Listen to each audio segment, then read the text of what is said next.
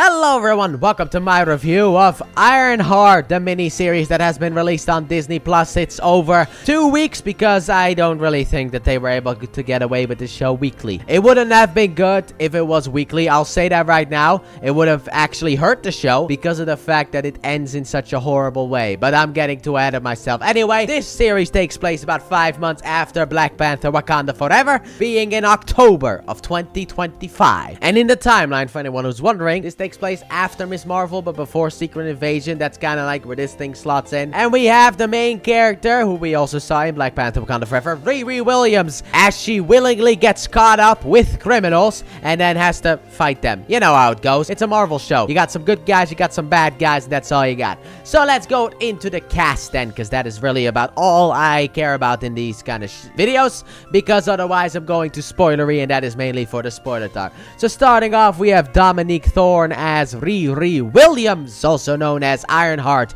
and I thought she was good in the role. It's not like a standout performance or anything. For me, I feel like anyone could have really played this role. Look, they don't do enough in this show with her character for me to really care about her, but the actress is not bad. That is basically what I'm trying to get across. However, I don't like her in this show. I didn't like her in Wakanda Forever either, but that's mainly because of the fact that she was mainly just a plot point and not necessarily a character herself. At least that's the way that I felt about it, you know, with the whole Namor stuff. However, in this show, she makes a mistake, and then she doesn't learn from that mistake, and that is where I kind of have my issue with this character. I did not like it at all. Next up, we have Lyric Ross as Natalie Washington, or the AI that Ironheart creates, Natalie, based off of her dead best friend. And yeah, she was the standout.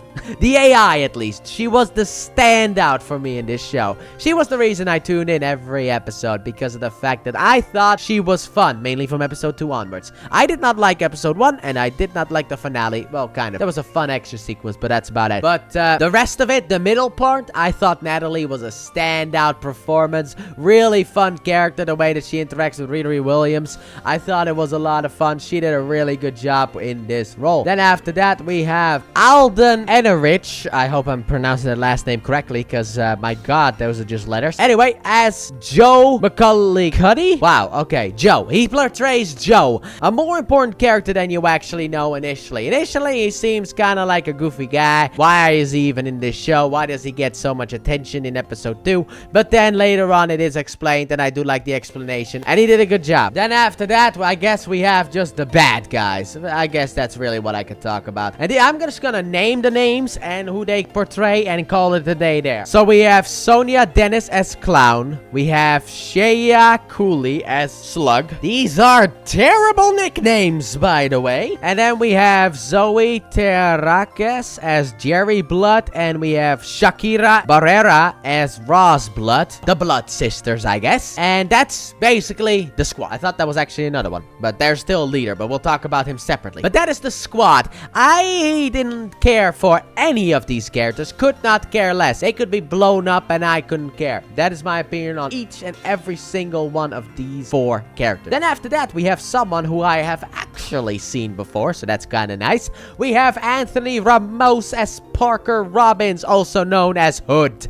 He is our big bad of the season, at least for this one. I don't know if it's gonna get a season 2, but no, I don't think this is worthy of a season 2. Just give me 15 more seasons of Daredevil Born Again and leave this thing to just be a one-off. Anyway, he does a really good job in the role. The problem is his character is garbage, okay? We get nothing for this character. It's another one of those bad villains, and I wasn't a fan of him as a bad guy. However, the actor does his best with the role. It's just, he's not really given anything. And then finally, to end off the main cast, because I really have no idea. Like, I see a bunch of other names, but they're not really the main cast. We have Angie White, not actually White, as Ronnie Williams, the mother of Riri Williams. And I thought that she was a good supportive character in the role of her mother, doing a really good job at being a mother. Because when Riri needs her, she's there for Riri. I like that. And that's the cast. And overall, yeah, this show for me is not good, but it's also not bad. It's like in the middle. It's like that average stuff. Because like it has like,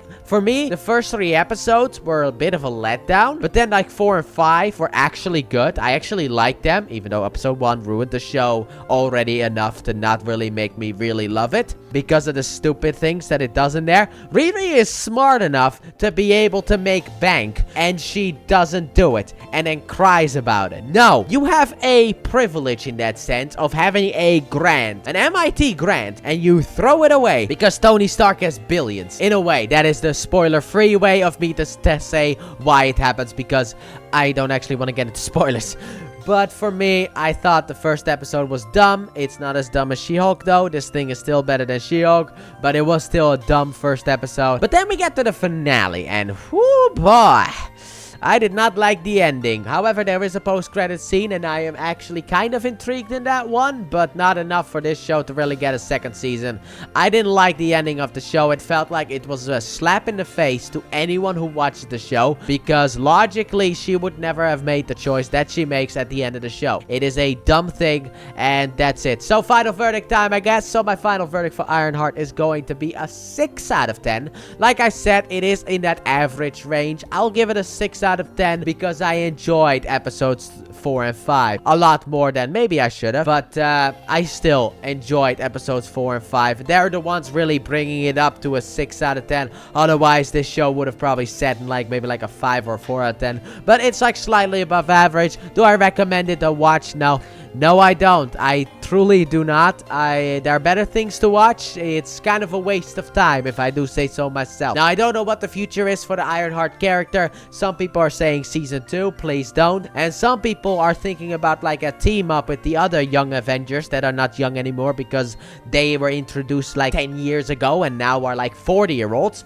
So, that's an exaggeration, by the way, but they are now too old to really be called the young Avengers. They could just be Avengers in that sense instead of being young Avengers. So I've heard the name Champions float around with, Miss Marvel and also Haley Steinfeld. I forgot the name of the character, but Haley Steinfeld, teaming up with Ironheart. But I wouldn't mind seeing something like that, but for me, I don't really know what the future holds, and I'm not really too excited about what the future holds, because for me, the character's kind of ruined by this show. It's just a character that cannot learn from her mistakes. That is the way I see her. But that is it. So let me know what you guys thought about the Ironheart in the comment section down below if you have watched it. If you haven't watched it, don't. Just wait for Superman or Fantastic Four to come out. They are right around the corner. They are probably a lot more fun to watch. And if you want some more Marvel content starring a black person, well, that could potentially happen next week or the week after that with Luke Cage, available on Disney Plus as well. Or you can even watch Cloak and Dagger Season 1. I would recommend that one as well. So if you really want to see a Marvel show